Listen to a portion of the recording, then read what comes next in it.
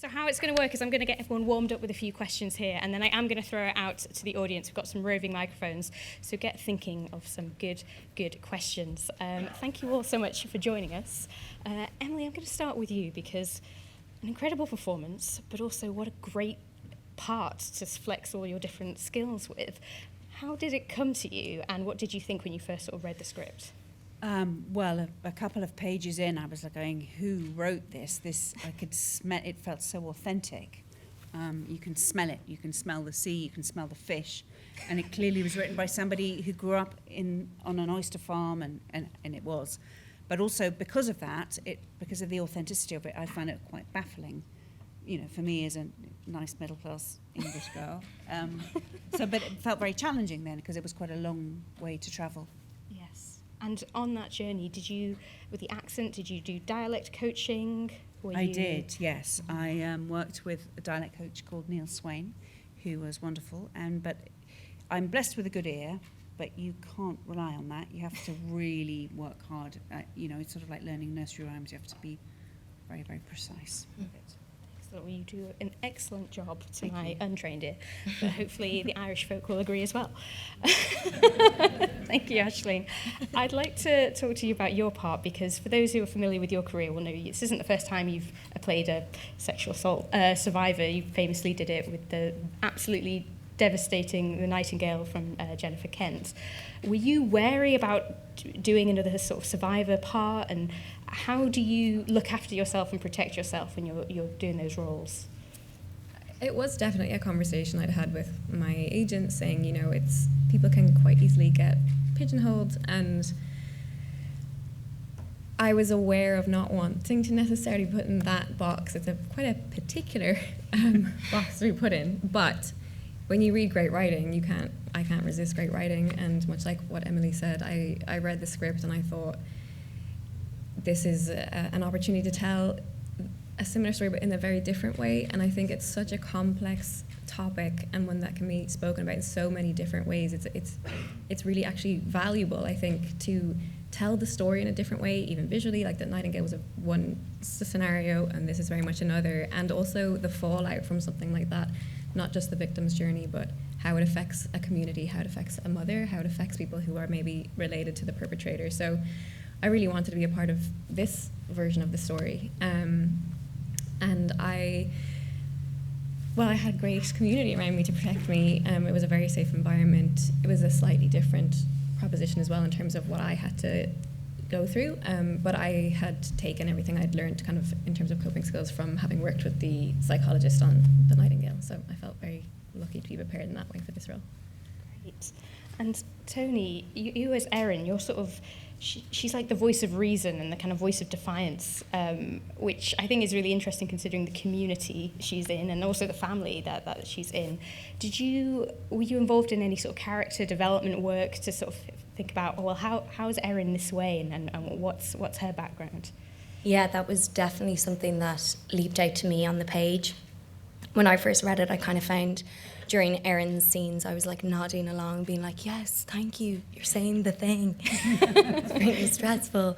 And it is, someone had said to me after they saw it, it's similar to a Greek tragedy, and Erin is kind of the Greek chorus, being like, stop.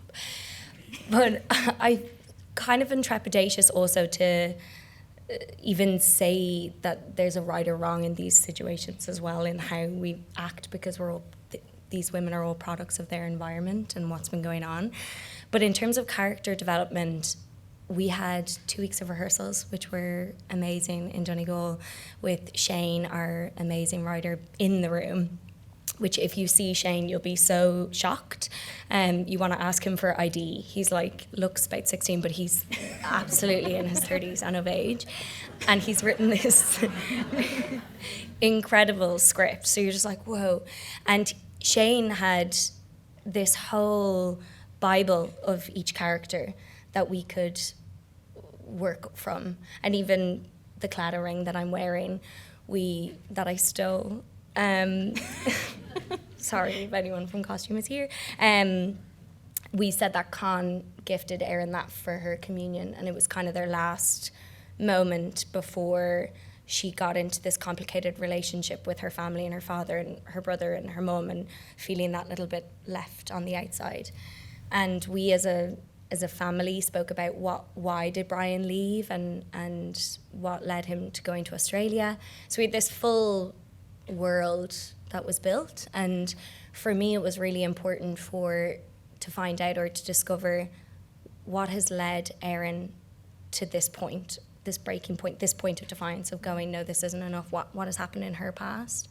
And I think that scene with Emily outside with the cigarette when we're smoking, you can really... That doesn't narrow it down. No. What was the question? Yes, I did lots of character study. No, that was a great point. That was a really great point that you were saying that the conversation she has with Emily, you could see that she has been experiencing it. Like, Yes. yeah.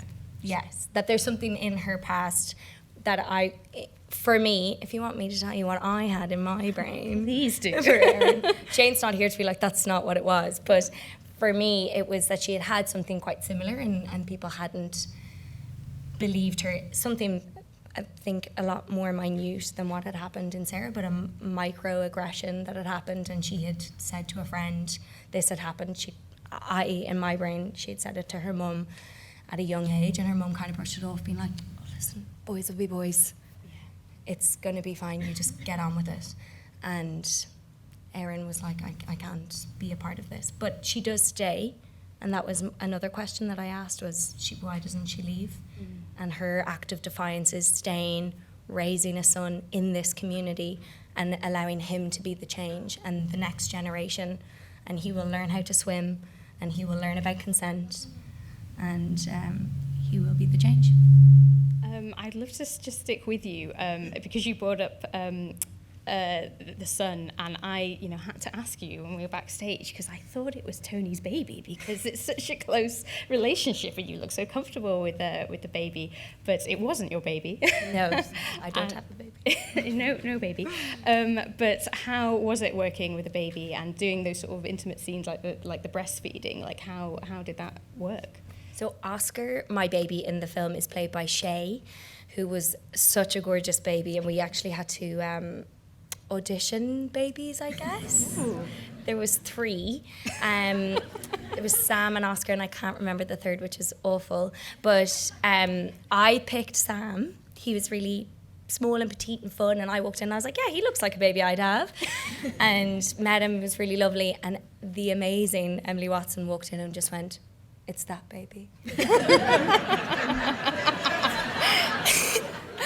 And it was Shay, and I was like, okay, well, if Emily Watson says it's that baby, it's that baby. But she was so right. This baby, I mean, as you see, he steals every scene. He is just magnificent. He smiled, he laughed, he was just an absolute joy. He was huge. I was like, oh my God, I've had this baby.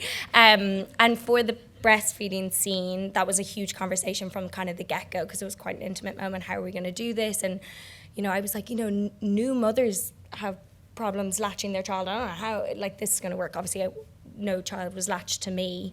It was a fake. It was prosthetic. But Shay ended up, we had a really tough day. We had a really short period of time to film that. And the babies were crying, and it was a bit of a mad time. And then finally Shay fell asleep, and we just... Tricked. Yeah. Great, thank you so much for sharing that. So much of the film feels really rich, and the environments just feel so real. Emily, were you actually in a factory, and were you actually processing these oysters? We were, yes. It was a disused factory that they built. They built all the machines in the set-in because modern factories now are all digitalised, and it wouldn't have been right. But yeah, we had a few days of learning how to gut salmon. You really gut a salmon, fillet it. mackerel. Yeah, no, we did. We learned. Yeah, and it was smelly, and it was kind of fun. Yeah. Day 3, it started to smell pretty unpleasant, but novelty wore off. Yeah, perhaps. I'd love to stick with you, Aisling, because you sing so beautifully in the film, and I know that you're a singer originally. Did that did the singing come with Sarah as a character, or is that something that you brought along with you? Yeah, no, from my first audition, they had asked me to sing a song as part of my audition.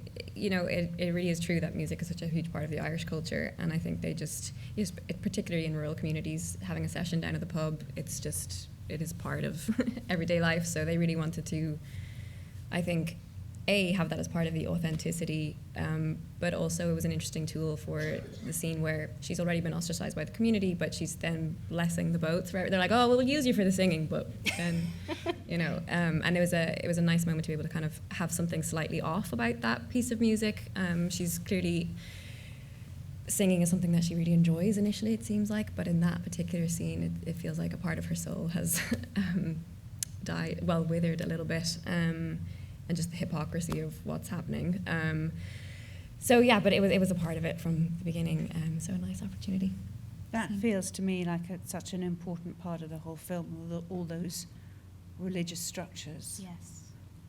Everybody goes to the blessing of the boats, and they go to mass, and they go to the funerals and the weddings, and everybody, you know. And it's it's on the walls everywhere you go. There's a from the opening with the absolutely. Yeah. And yet this is a community with a massive moral abyss at its centre, in that they defend a rapist, and you know it's like it's sort of a trapdoor that you don't see because your eyes are so filled, your life is so filled with the institution. Yeah, I'm loath to, you know, when I've got a panel of such brilliant women here, I am loath to bring up a man, but I feel like it'd be really strange if we didn't talk about man at the moment, Paul Mescal, and his his contribution to it, and particularly Emily, your bond on screen feels so sort of genuine, and there's so many complex emotions that you're tapping into with your performances. How did you work with Paul? Did you rehearse? Did you chat? Yeah, we did. We rehearsed quite a lot. It was a very clear decision, for both of us at the beginning, that it's off. The relationship is off. It's not right. It's imbalanced in some way. But at the same time, we were very clear that you had to be genuine love there, and you had to. As an audience, you have to kind of love how much they love each other, because of the pain and the loss. But I think, we rehearsed in, we were shooting in lockdown, and we rehearsed. We were all in quarantine in our little cottages and on the Donegal coast, which was an extraordinary experience in itself. But then, when we finally got to be in a rehearsal room in this abandoned hotel, it was like being sprung from a gun. There was so much kinetic energy, and we ran around playing ball and playing hide and seek, and we were like screaming kids. I mean, it was and one of those situations where you knew you had to just form a bond very quickly, otherwise we were kind of doomed. And we did, and it was, I have to say, it's because we were all away from it. It was a very immersive experience, very, very fulfilling, and we formed a very strong company. Yeah, I'd like to talk about the directing duo, Celia Davis and Anna Rose Holmer, because for those of you who don't know, they're American, they're New Yorkers, and yet this is such an Irish film. Were you surprised when they were sort of attached to the project when it came to you, and can you talk about how you worked with them on set? That's to any of you. I think for Fola it was important. This is a very universal story. Yes, it's set in an Irish village, and it is in this case a particularly Irish story. But it's a universal film. It's why it's also a kind of there's no real time period. You can't quite place when it is, and that is very intentional. And the same with the voice behind it. She said, we've got two great directors who are coming and telling this story, but their voice is valid too. We already have Fola and Shane, who wrote the script. They bring the authenticity of the place. But in terms of the story, I mean, it's very much like a women's story, a village story, not just women, but it's such a universal story that I think it actually helped having an outside eye paired with the very Irish setting of the film. And then for me, working with them was just so incredible. They were like in symbiosis or something. I thought, one will give the technical notes and one will give the acting notes, and it just wasn't like that. They just somehow were one. But it also felt like they barely spoke. Yeah. They were so quiet and so powerful, and it felt as if they had thought about every single moment very profoundly, and it was just, we just had to kind of go with that, and they're so cool, really beautiful, both of them.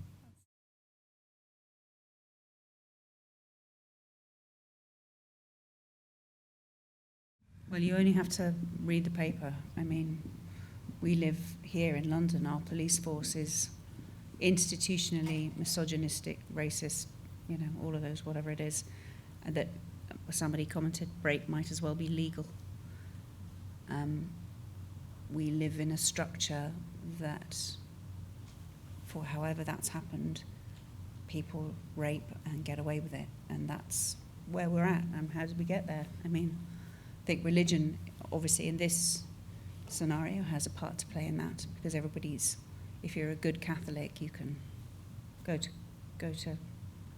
I have to be careful because I don't want to say, but you know, it's a religious structure that has, well, like I was saying before, it has a big hole in the middle of it. Where's the commandment about sexual assault? I think it's an interesting point too, and it's why I love this story too, is that I think it's easier when you're removed from it to judge something happening and go, oh, like that is so horrendous. But what happens when you're the mother? You don't want to believe that that's true. When you're a friend or a sister, or, you know, people act. We saw it even through the Me Too movement, when someone would speak out about someone and then someone close to them would be, you know, claimed to have had a part in a sexual assault. Then suddenly that same person who maybe called out someone else wouldn't be as keen. It's quite complicated, I think, when.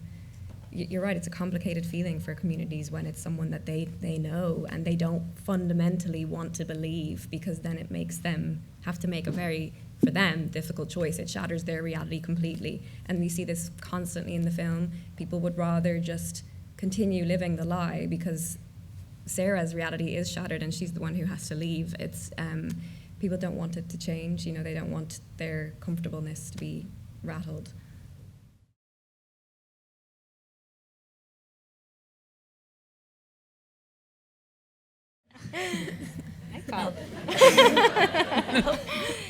Firstly, it was cast by Shaheen Beg, who's actually in the room, and she's incredible. So, Yes.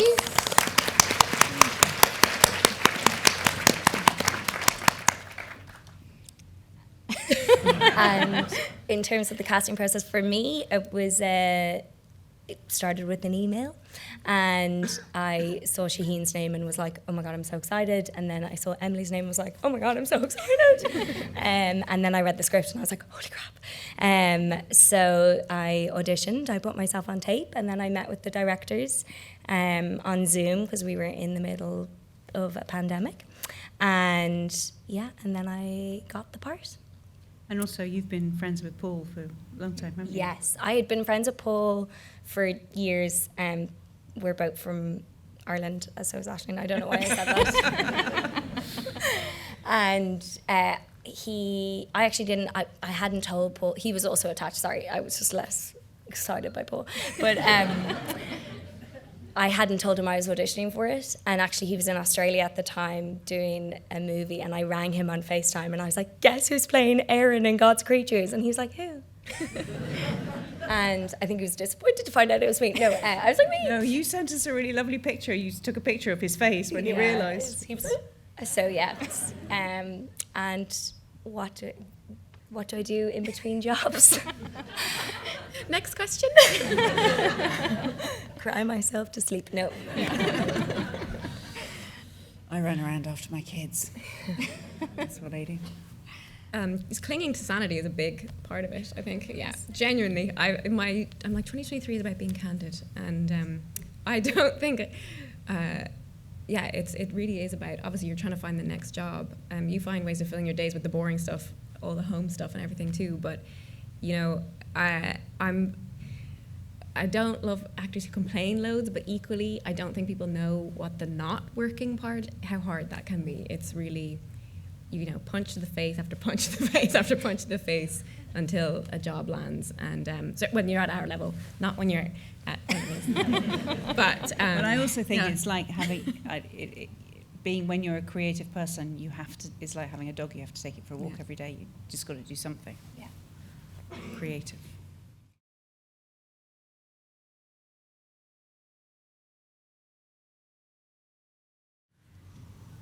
Yes. Oh, I mean, yeah, very much so.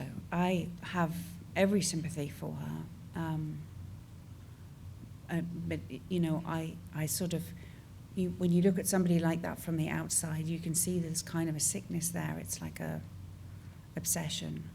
But when you're playing the character, you don't judge that. You just kind of go with the obsession, as it were. And she was unable to make rational judgments at any stage. And she, by the end of the film, is in, to my mind, perpetual torment.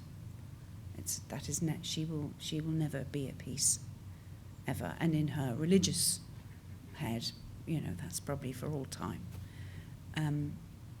But yeah, I have a lot of sympathy for her. I don't think you can play a character like that without it. But having said that, if I was in that situation, I would hope that I would try and do the right thing and say, no, he wasn't with me. And if he has done something wrong, then he needs to pay his debt. And that would ultimately be better for everybody, including him and me. I do find it interesting, this idea of whether or not Brian thinks he did something wrong, because I think that's the question. I believe Brian raped Sarah, but I don't know if Brian, and if he did, I don't know if that's what Brian would call it. As he said, we just did what we did. Used to do back in the day. Back in the day. And so the conversation, I think, it's this whole conversation around consent is a grey area. It's not black and white. But I think to us, it feels like it's something that we really examine. I don't think Aileen and Brian have ever had a conversation about consent. It's not something that's he even says in his last scene, you hold me to this impossible idea of me. And you're like, wow, that's it's not that high of a standard, mate. Like, and I don't mean to be funny, but honestly, that's kind of that's the whole, what you're saying. Yeah. That's the whole crux of their relationship, that he knows that she, right until the very end, she will do anything. She will, he can manipulate her.